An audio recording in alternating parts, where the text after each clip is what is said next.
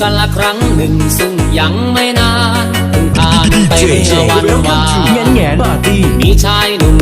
ที่น่าสงสารหัวใจแหลกลานและยับเยินถูกหญิงสาวผู้เป็นคนรักหักอกเสียใจเหลือเกินเธอเลือกอย่างนั้น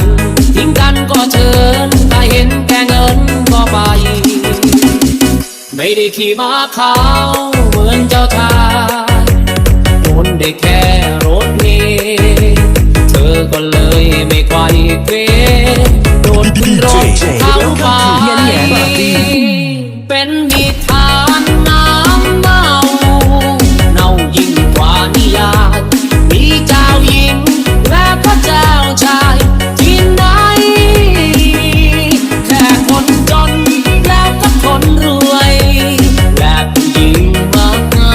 ยรักเธอสักแค่ไหนก็ทิ้งกันไป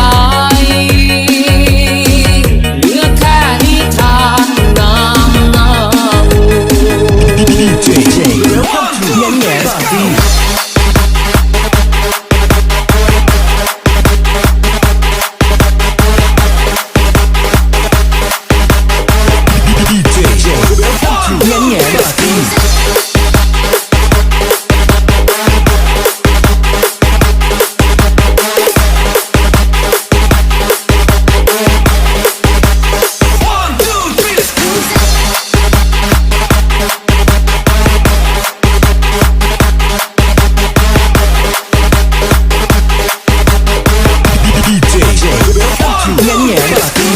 ไม่ได้ขี่ม้าขาวเหมือนเจ้าชา